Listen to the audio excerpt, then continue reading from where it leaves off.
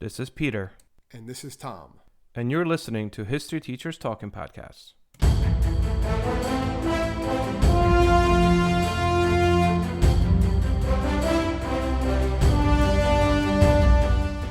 All right, this is Peter Zablocki and Thomas Reska, and welcome back to the podcast. All right, Tom, I think we kind of know where we are today, right?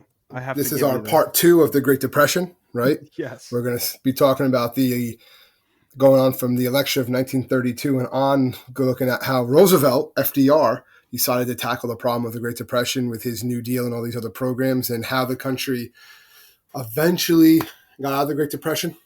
Yep.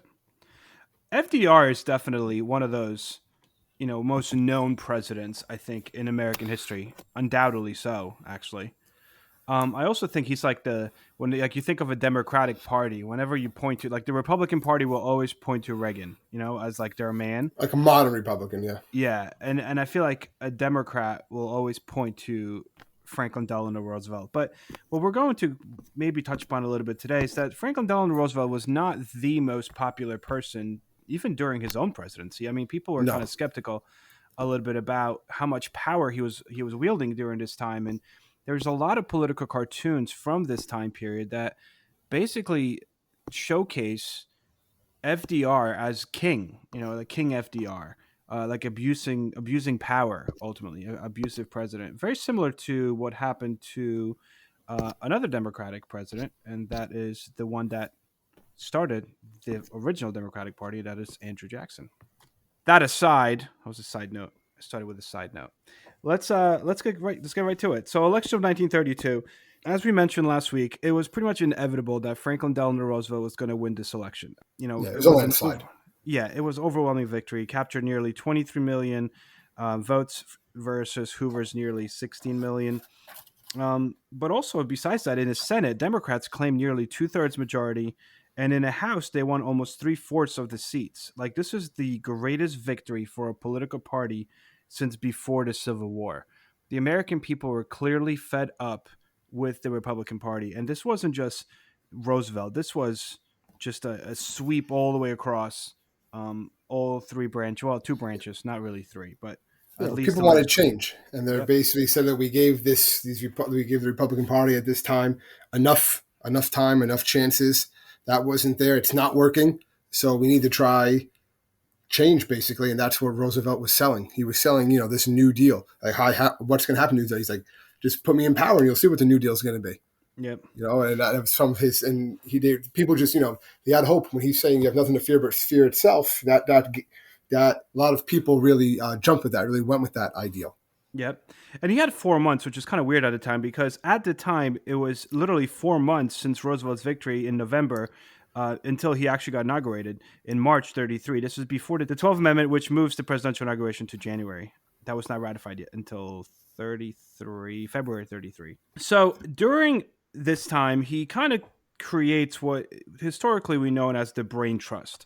Roosevelt's major genius was that he didn't pretend or attempt even to try to be good at everything. What he did want to do, however, was find the best people for each particular issue that he had. So this Brain Trust was, let's bring in, if I have to help farmers, I want to talk to farmers. If I need to help bankers and banks, I need to talk to bankers. Like, he basically brought together this coalition, which was known as the Brain Trust, to kind of formulate his set of policies for his new administration. And the New Deal is actually a term that originates during his campaign speech. So he promised the American people a new deal. Literally, he said there's a new deal for the American people. And that's where it kind of stems from. That's where it basically came from there, and all these new programs, which we'll get into. But yeah, I remember too, I was reading a lot about this, is that a lot of people were really nervous when Roosevelt was going to come in, and it actually caused even more of an economic problem in a lot of areas, because they started doing all these bank runs, which people run in and take all their money out of the bank because they were so afraid Roosevelt was going to take the country, was going to end the gold standard.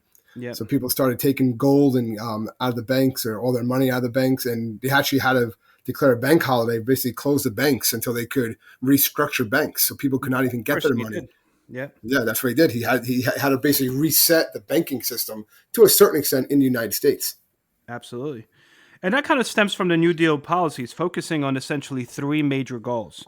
So you have relief for the needy, economic recovery, and financial reform. So Yeah, relief, recovery, and reform. yeah. And this is kind of from this The point three R's. forward, right? I feel like it's from this point forward that every presidency is judged based on its first 100 days. Well, this is where that starts. Yeah, with some of Yep. his policies, like the Smoot Harley Act, the Revenue Act of '32, basically he had enormous amounts of political capital. Pretty much everything he asked for, I think everything he asked for in the first 100 days, He Congress got. granted him. He got like the Federal Deposit Insurance Corporation to basically insure bank accounts. That's huge. That's like the FDIC. When you go into a bank now, you can see like the little eagle. It says like this Yes. this account was fairly assured up to whatever it is, usually like $100,000. So basically, that if that bank goes under, all right, you're the government. As long as the U.S. government exists, you'll get your money, and Yep. that's sort of putting that faith back in the banking system. That's that safety net, right? That's that reform that Roosevelt wants out of those three R's. He wants to have that safety net to kind of make sure that something like this isn't going to happen again. Yep. That's what they want to avoid. We had this depression. We got to recover, get out of it, and now we have to make sure it doesn't happen again. Reform so it never happens again. Yep. And then during this, the FDIC, right, Federal Deposit Insurance Corporation, is one of 15 major pieces of New Deal legislation that's passed in just the first 100 days that you mentioned. And again, as you said, his first thing is, you know what? Ultimately, what happened? The economy shut down. A lot of this has to do with banks. We talked about it last week with regards to giving out bad loans and credit and so on and so forth. So he does. He literally shuts down all the banks. And then what happens is he persuades Congress to pass the Emergency Banking Relief Act, which Mhm. basically authorizes the Treasury Department to inspect all the country's banks. And he goes, look, if you're not sound enough to reopen, you don't exist. So he actually kind of took a lot of banks and consolidated them, like forced them to consolidate. And those that could not open and guarantee We're to done. keep, Yeah. yeah, that they keep their money safe for the people, we're done. I mean, he was like, no, you know what? We are resetting the banking system. And he kind of, that's another thing that we should mention right off the bat. He was very open with the American people. And he started this idea of a fireside chat where he would go on radio and he would literally talk to the American people and explain to them in a very particular but also simple way of what he was doing and why he was doing it. So the banking crisis, which is why he started with it, he explained during his one fireside chat that the banking crisis was, in large part what caused um, the Great Depression, but that itself was caused by panic. So when too many people demanded their savings in cash, banks would fail. So this was not necessarily because banks were weak, but because even strong banks could not meet such heavy demands. So basically, his whole thing was over the next few weeks, many Americans, um, would kind of They calm trusted down him. a little bit. Yeah, Yeah, they that they trusted him. They trusted him. actually deposits went up, they outweighed withdrawals, and it basically ended the bank crisis. People said, "All right, they're insured now. Only the good banks are going to open," and they trusted Roosevelt. Remember, this is the first time really a politician they're hearing his voice weekly. Yep. These cases, he's giving these fireside chats, which are all available online. You can hear actually every single one, Yep. I believe. And these new regulations going in place, and it was basically they like I said, they trusted him. All right, and Yep. they decided, all right, we're going to give this guy a try, and it worked. He was able to at least the banking crisis, the solutions were actually probably one of his biggest successes, especially early on. This is still in those first few months in office. I think that while he's regulating the banking, he also kind of starts to step into the finance aspect and regulating just the financial situation in the United States. The FDIC, as we mentioned before, what essentially does is if a bank goes under, the federal government insures your deposit. That's ultimately what it is. So if you have $5,000 at the time, it actually started with $5,000. If you had $5,000 in a bank and a bank foreclosed or shut down or whatever it might be, the United States federal government would give you your $5,000 back. And today, I believe it's actually up to 200 or 200 something thousand. I know it changed under Obama; it went higher. Um, That's the per next account too. You can obviously per open account, multiple yep. accounts. Yeah. And then the second thing is the Federal Securities Act that was passed in May 1933. And what that did is it required corporations to provide complete information on all stock offerings, right? And made them liable for any misrepresentation. So ultimately, companies cannot lie about how well the company's doing, whether they're going to be selling stock, whether they're going to be going public or not going public. The idea is to become as transparent as possible. Also, Congress creates the Securities and Exchange Commission, the SEC, which SEC. regulates Yeah. the stock market. And one goal of this commission was to prevent people from basically having any form of insider information about companies rigging the stock market for their own profit, kind of like what happened to our good old Martha Stewart.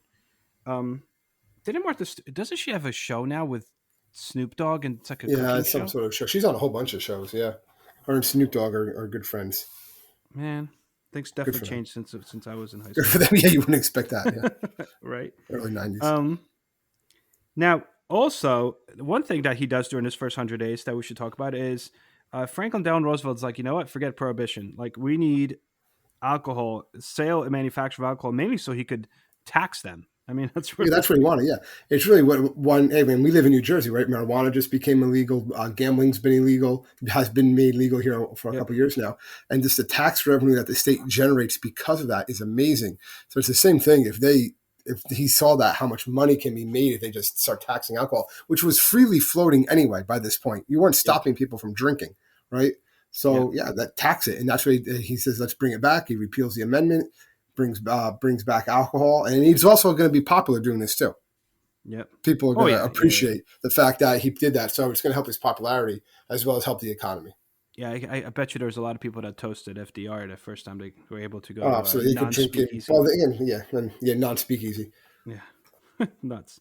So the next thing is helping the American people directly, right? And he kind of tackles this in various ways. One is just trying to really help the farmers. As we mentioned last Yeah, week, the farmers were that was a really major problem. major problem. I mean, they had so many crops were just sitting there and just being destroyed ultimately. Like they weren't selling. So one of the first thing he does is he passes the Agricultural Adjustment Act. Well, actually, he doesn't pass it. He has Congress pass it, but the Agricultural Adjustment Act raises crop prices by lowering production. So the government actually achieved this by paying farmers to leave a certain amount of every acre of land unseeded. So they're like, don't use all your land, just like lower production so we could raise the prices of crops. I mean, that was the idea. Another thing is, for example, like the government paid cotton growers 200 million to plow under 10 million acres of their crop. So one thing that came up was that it paid hog farmers to slaughter 6 million pigs. So that way they could lower the not production, but like how many pigs were there and how much meat was for sale. So you could raise the prices. I thought it was kind of Yeah, cool. it's basically it's going to be one of the problems with the Great Depression we talked about. There was too much supply, not enough demand. Now they're going to try to correct that. Now they're going to try to drive up prices by increasing the demand by lowering the supply. But you know what's And crazy? that's There's basically what you so see. many. That was one of the first criticisms I found of FDR doing my Yeah, research. because Is people are that saying, well, people are just plain hungry right now. Why are you doing exactly, destroying food and stuff like that? Which is still exactly. something that happens today. That's why I always try to tell my students that the amount of food that the United States destroys every day, like a lot of it gets donated. I'm not saying that, but a lot of food gets literally they just burn it. They just destroy it because otherwise, if all goes to market, it will destroy the price. Yeah, So a lot of food is just destroyed instead of being sold in order to keep that fragile supply and demand that economic system going. yeah. The next thing that kind of always pops up, it's very important. I remember from even studying for our praxis exam when we were trying to become history teachers, was the TVA. What do you got about the TVA, Tom? The the Tennessee Valley Authority. Yep, That's what that was, right? Well, that was basically promoting infrastructure, correct? yep, Things of that nature in Tennessee Valley, basically getting power, electricity, and things like that to people who didn't have it before. Rail lines, you name it, they were trying to almost modernize that part of the country. yep. Well, that's the thing. It was so impoverished, the Tennessee River Valley, that the idea was like, what can we do? This is definitely like one bird. I mean, two birds with one stone, rather, or Yeah, rather like 10 birds with one stone. Because what the Tennessee nuclear Valley weapon. Authority did, right? It was super ambitious, but it renovated 5 existing dams and constructed 20 new ones. Obviously, creating thousands of jobs. It provided flood control. It provided hydroelectric power to the Tennessee River Valley area. Um, I mean, it That's the big deal to established think about that here when in the homesteads. 1930s, right? Yep. That people did not have electricity in parts of the country, They're crazy. right? But they didn't have that. So remember, Roosevelt wants this because we go back to what we talked about before. They get electricity, they get power. Now they have a radio. Now they're going to listen to his fireside chats. They're going to hear him. They're going to hear what he's Yeah. saying. So there's reasons why. Yes, he wants to better their lives. Yes, he gives it up to standard of living and stuff like that. Provides jobs, but it's also going to allow him now to reach these people directly, like he's reaching people in the major cities. Yep. Absolutely. He's a sly dog, that FDR. That FDR. The next one is one of the most popular ones that came out of the New Deal programs, and that is the CCC, The or this. Civilian Conservation Corps, right? Yep, and it's funny because my students used to always say Civilian Conservation Corps, and I'm like, no, no, no, Corps, not corpse. So, what was the Civilian Conservation Corps? What this basically did was it gave unemployed men aged 18 to 25 the opportunity to work with the Forestry Service, right? Planting Yep, trees, fighting forest fires, building reservoirs. And it becomes very successful. It actually closes down in 1942 for other reasons, right? yep, But had employed over 3 million men. And basically, it allowed men also, you would go, you would work, and they would send money back home to your families. absolutely. Whether if you had families yourself or your parents, you'd be able to send money home. That way, a lot of times, what I heard is they would actually pay people to dig holes, and they would pay other people to come along later on and fill up the holes. That's It was just, crazy. a lot of it was just putting people to work. It was a type of, I'm not going to say welfare because they were doing jobs, but a lot Yeah, of but it was cases like a beautification committee. I mean, it was like a yeah, hardcore it beautification, like was farming. you're getting paid to do this stuff, that work that needs to get done in some cases, but it's also work that you're getting paid for honest day's work. And Roosevelt really thought that was important too. That people, you can hand people, you can give money out, but that a lot of times people are going to feel less worthy, or it might destroy their self worth. Not everyone, but some people, for whatever Yep, reason. That rugged individualism that we talked about in the prior podcast yep. with Hoover. Think of that idea. People need to have their pride. That's one thing that Roosevelt really wanted. So this is a job. It is a job. You're getting get paid for it, Well, for that's your another hard thing work. besides getting paid. Like looking at the numbers, right? They would get paid a small wage, about $30 a month, and as you mentioned, actually about $25 was automatically sent home to the worker's family because these are young men. So it's like you're 18, we'll send 25 out of $30 that you make, we'll send it back to your family. But it was important because these people, these were CCC camps, and I was actually just doing research about my hometown in New Jersey, and we had a CCC camp near my town, and these camps were very much like, think of them as like a YMCA camp. Yeah, You're a lot of young kids, they would kick you out if you were unruly. oh That was a yeah, big thing. you So I had remember watching. uniforms, Yeah, you had if you strict spoke out discipline. or didn't do what you were told, that's it. You were done. Yep, And then you were letting down your family because they weren't getting money. yep. Free food. I mean, they had basketball teams. You had different camps going against other camps for playing basketball. Crazy. One other thing too that I should mention is that a lot of those camps were located in the Great Plains, where you had the infamous Dust Bowl. And within a period of 8 years, the men of the CCC planted more than 200 million trees. This reforestation program was basically aimed at preventing another Dust Bowl. I mean, that's ultimately what it was. But it's just Again, it's that's part of crazy, part of the reform, right? We right? screwed things up. Let's make sure it doesn't happen again. The CCC in Florida also built the 100-mile overseas highway to link Miami and Key West, which is kind of cool. Um, so yeah, I mean, these guys are building. I mean, parks. And you think of like the parks that you probably go hiking on. A lot of those trails were Trails were made probably during this time. Yeah, made during this time by the CCC. not probably they were. Highly likely, yes. Yeah. Haha. All right. So what else we got? We have one that kind of comes up was the National Industrial Recovery Act and NIRA, which was ultimately found unconstitutional. So that's another thing we kind of need to start getting into. Well, as they go on, they start to get challenged more and more. Yep. And Roosevelt's after that first 100 days, he's kind of there starts to be more challenges to the New Deal because they're seeing that all right, yeah, a lot of the effectiveness was questioned by right and left wing politicians. So he used a deficit spending to pay for his programs. He abandoned a balanced budget. He abandoned the gold standard, Yep. which a lot of politicians said this is going to lead to inflation.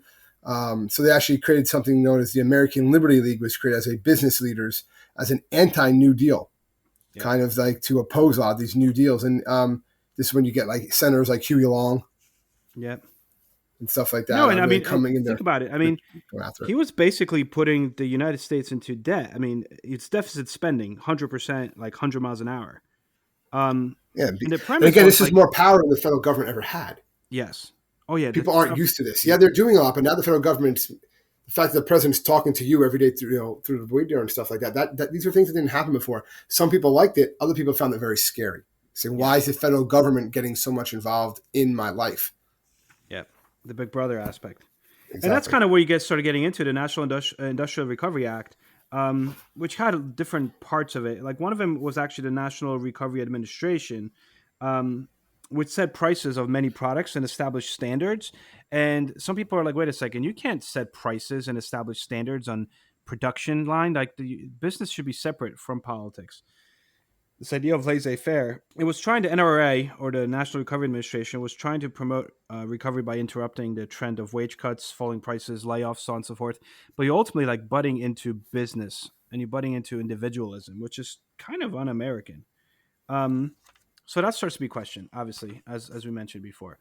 And then besides that, then you have the National Housing Act is created in 34, and the Federal Housing Administration, which is trying to give loans to home mortgages and repairs. It's actually still around today, but the idea was like, well, who gets it, who doesn't get it? How does the government decide? So as you mentioned, yeah, there's a lot of critics of what's happening, and then what happens is like I would say this is FDR's low moment of his presidency, and that is the court packing scheme, which happens in 1935. So I remember always teaching this when I teach APUSH.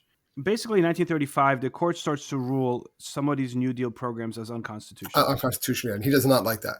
No.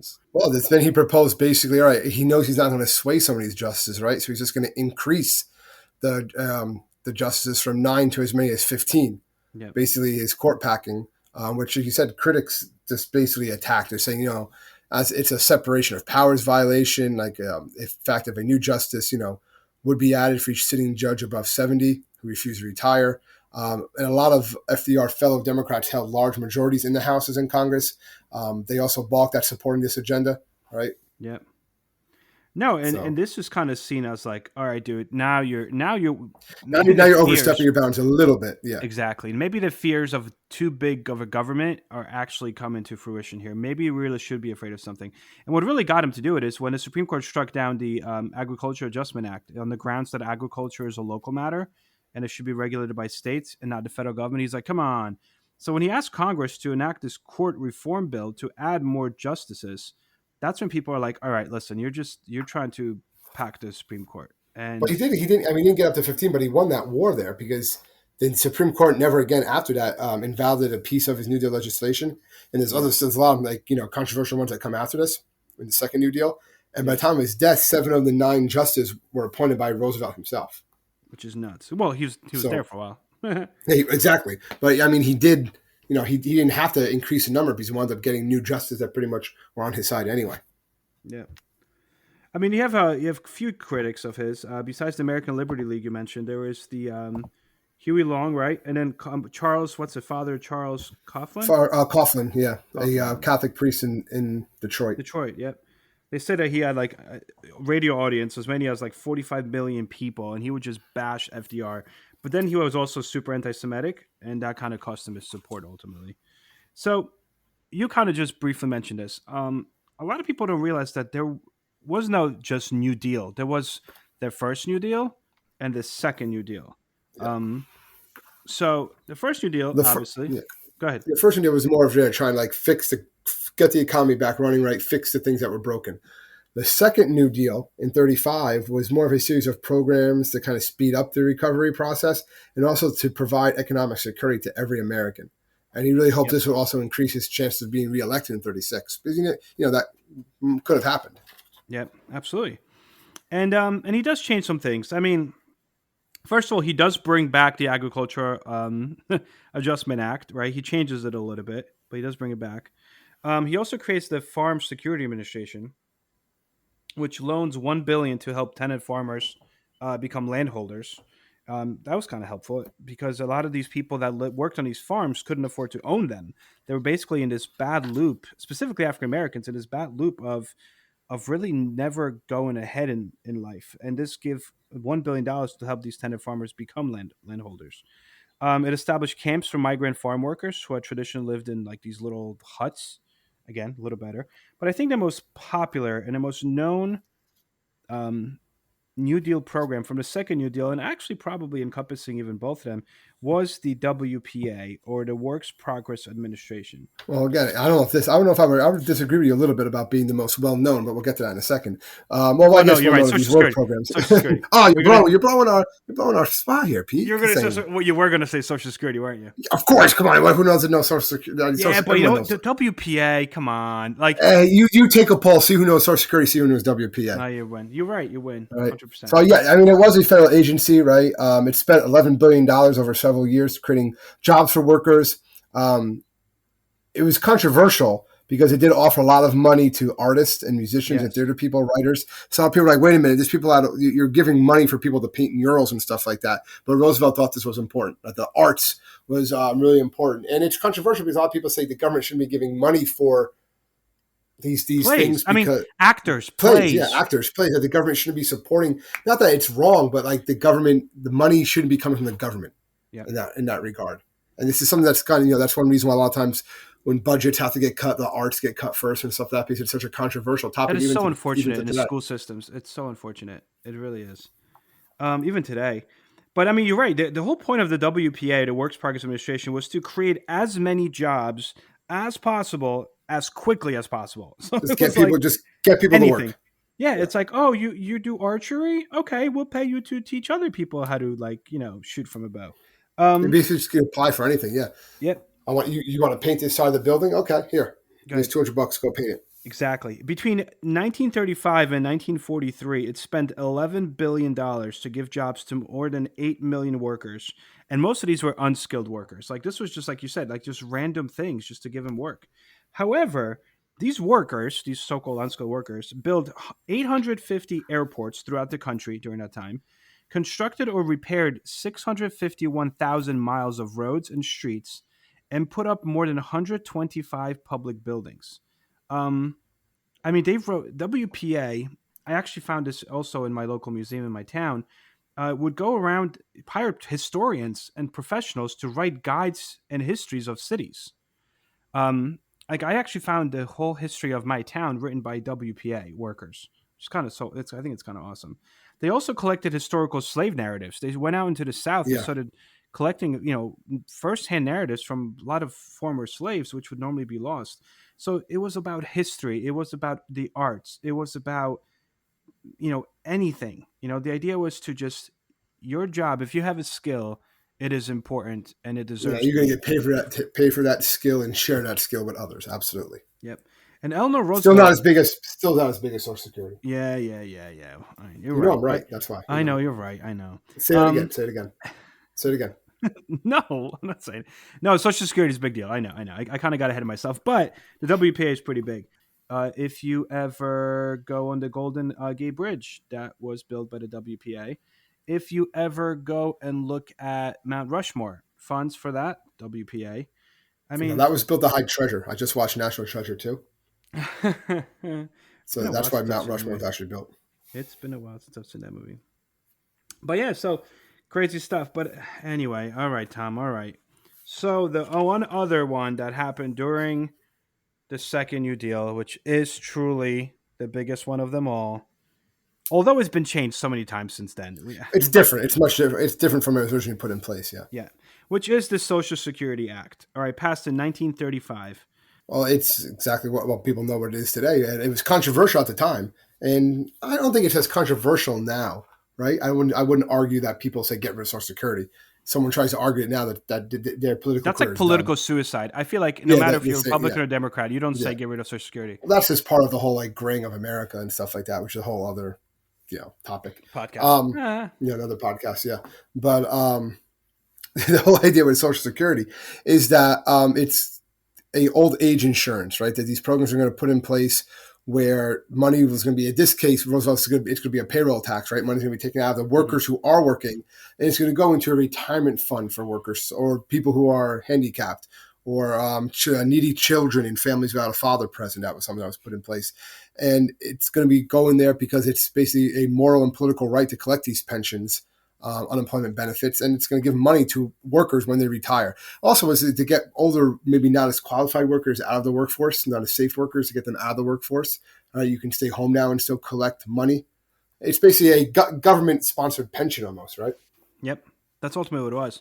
And it's just something that I always tell my students that when you get a job and they start taking money out for Social Security, that money's not being used for you. It's not like they're putting it in an No, account that you'll use. No, that's going into this pot that you have people taken out of that pot today. Like, will you put into Social Security today? The people that are above 65 are using it today. It's today like this exactly. one communal thing. And the issue is that, they're Well, saying that yeah. by the time we become old enough, there'll be no Social Security because Well, yeah. ultimately, just there's first of all the baby boomers. They're That's what the it is. Is when the portion. baby boomers retire, there's just going to be more people taking money out of the pot, like you said, than Yep. putting money into the pot, and that's what's Yep. going to happen with the birth rates going down, and with the And that's what I was again going to say. And with. the birth rates are most definitely also But going down. it's mostly with the baby boomers now. That's basically what it's doing. The baby one, as baby boomers are retiring, baby boomers, in just in case people are a Okay, our little parents are confused. not going to like us after they hear this. We need to calm down with the baby boomer talk. You know, Well, that's what they. I was called a boomer the other day, and I didn't. I wasn't really sure what they call me. I'm like, I'm not a boomer, but I guess maybe I you're like, might be. I'm in I'm not my a baby. 30s. Yeah, I'm not. Not a baby boomer. And they're like, what? And I had to explain what a baby boomer was. I'm like, all right, this is just not working. I'm like, it's June. Just yeah, that's done. But basically, the generations that were born after World War II, when the soldiers came home, they decided to start families and everything like that. Down that generation, born in the mid 50s, the 60s, and so Well, forth, it's the are largest going to be generation in the retiring. United States right now, isn't it? Yes, yeah, Population yeah, wise. yeah, And the exactly. problem is that the age group of those that should be paying into Social Security, I'm not getting political at all, but it is getting smaller because people are not having as big of families as they once did. So Yeah, and also people are living longer. That was a big thing exactly. too. So there, it's not just the baby boomers, just so that way, No, it's mom and not dad just, don't but hear it is this. a major cause. Yes. Major. So the other thing was aid to families with dependent children. That was part of the Social Security Act, and that was actually altered eventually by Nixon. I want to say, was it Johnson or Yeah, Nixon?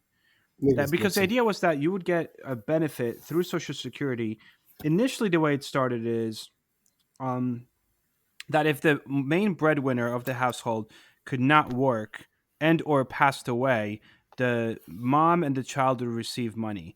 And then it was changed that the the person no longer had to be the main breadwinner if you were in a single household, but it had to be a spouse. And then it was ultimately in the 70s changed to you would receive government aid if you were a single mother. So that alters it from you no longer had to be married in order to receive that aid. So the law itself has definitely evolved, and the aspects of that law have definitely evolved over the years. Yeah, So they yeah, so changed the year. They changed when you could retire, the benefits. They always. It's yeah, obviously changed a lot. Yeah. yep. So I think I want to kind of touch upon the fact of like what did this New Deal program do? Ultimately, how fair was this New Deal program? And obviously, it wasn't all that fair. No, So and we'll the get to one the thing is fairness of it. Yeah, go ahead, Pete. I'm sorry. no, no. I was trying to say like first of all, FDR kind of failed to support the civil rights, and a lot of that had to do with the fact that he didn't want to upset the Democratic voters in the South because they made up a big segment of his supporters. So he refused to approve major things that the NAACP was really fighting for at the time, including the federal anti-lynching law, which someone proposed that he should propose that, and he didn't want to back that. He didn't want to end the poll tax, which is another major goal of the civil rights movement. And a number of these New Deal agencies clearly discriminate against African Americans. So the Oh, NRA, without a the doubt. CCC, and the TVA, when it came to employment, these programs gave much lower wages to African Americans, favored whites, and kept all of the white and black workers segregated at all times while they were building these dams and so on and so forth. Um, there's also, nonetheless, like we should mention, that African Americans, for the most part, did support Roosevelt. And this is really the shift where you had African Americans shift from Republicans supporting Republicans to supporting Democrats. A lot of people forget that Abraham Lincoln was a Republican, and Yeah. Abraham Lincoln had great support from the African American community for obvious reasons at the time.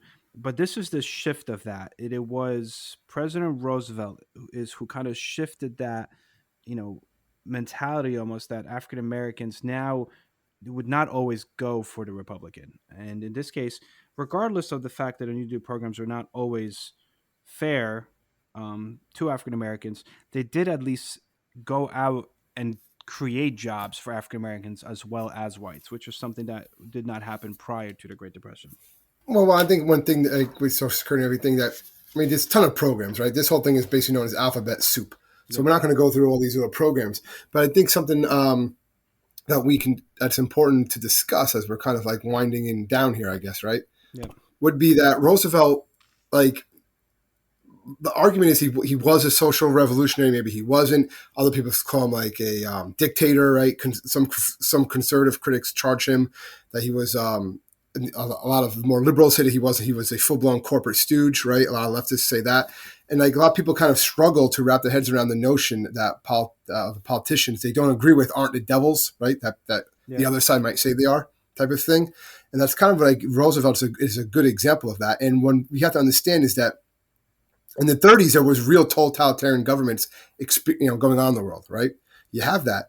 And the last thing Roosevelt wanted to do was see the America go down that path. He even says, if I can't fix this form of government, right, there's not going to be an American government because he knows that we're going to end up with like a dictator or something different. So Roosevelt thought that if he failed to try anything constructive to revitalize the economy, the U.S. might go down with them. And he called for some government interventions, right? At first, very moderate with the first New Deal. By American standards, these are just by American standards, right? Then a bit more radical by American standards with the second New Deal, Social Security, welfare, things like that, which, are basically socialist programs. Yep. And he wanted to start small with that because he knew you had to do something really change things. And even with all of this, the Great Depression was not done. That's another thing that I stress with the students is that the New Deal helps, but it doesn't get rid of the Great Depression. Nope. The Great Depression is still there in the 30s and in the early 40s. And actually, it actually, when you study and look at the graphs and the economy at the time, towards the end of the 1930s, you could see the New Deal is actually failing. Yeah. Specifically in 37. So there's another recession in 37, 38, which kind of hits hard, and people did not expecting that because it showed that, okay, the New Deal, it's not working. But then within a year, we didn't have to worry about it because, in September 39, Germany attacks Poland. The United States starts producing war goods for our allied nations. And that really starts, and the Great Depression really ends after that first bomb hits Pearl Harbor in 41. Yep.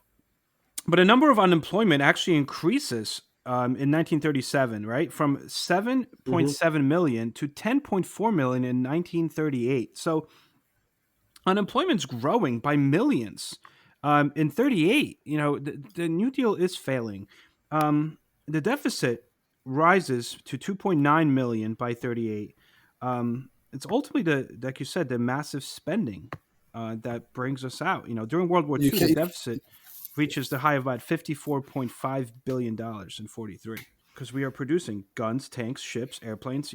That's what really brings us out. And everyone's employed because everyone is working for the war effort. It's a total war, which is something we haven't had since then. So that's a whole other can of worms, or whatever you want to call it.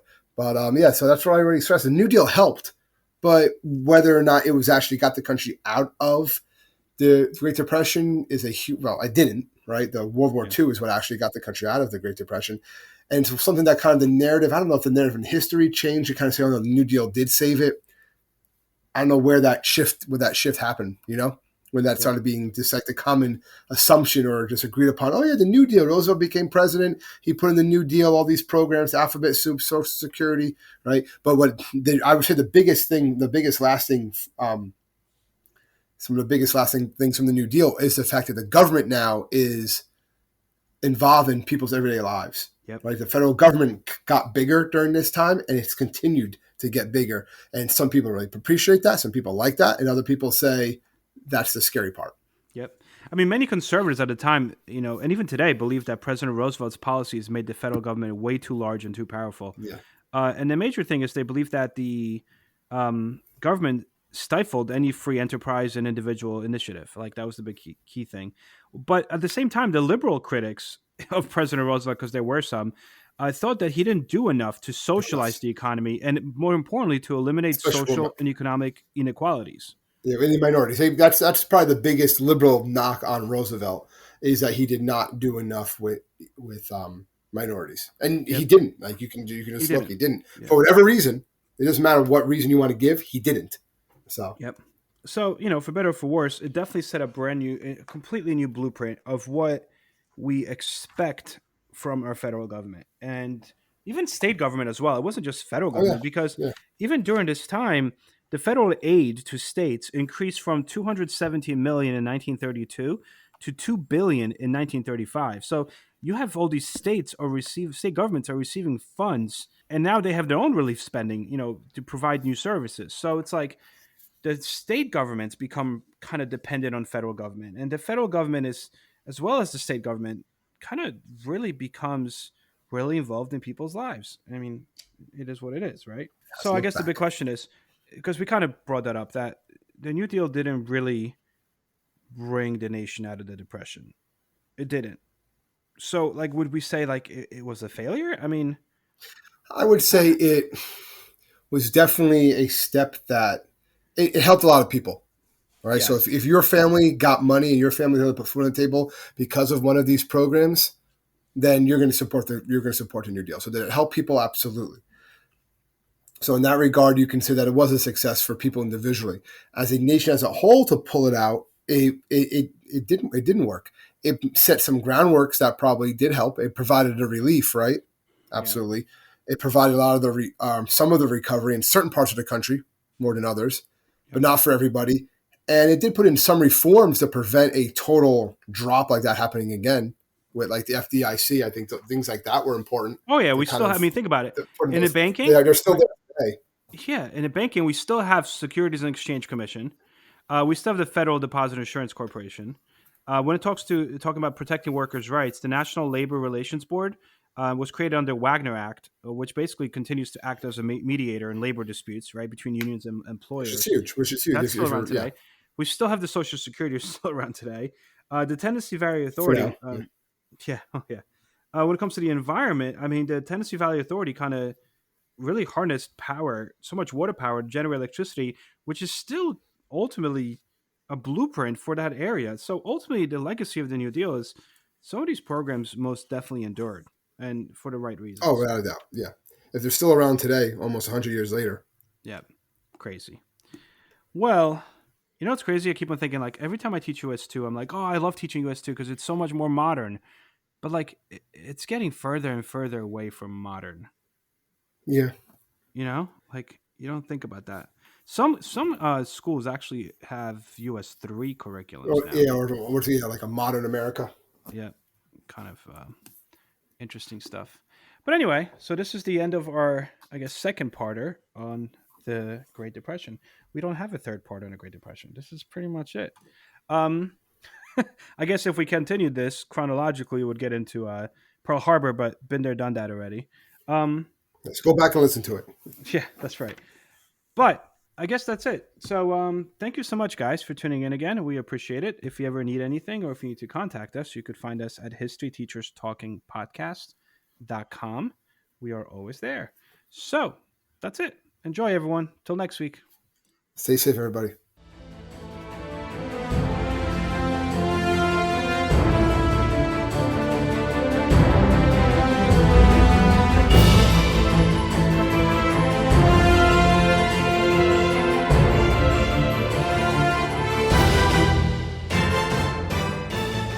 I hope everyone enjoyed our podcast. And if you would like to email us, you can do so at historyteacherspodcast@gmail.com.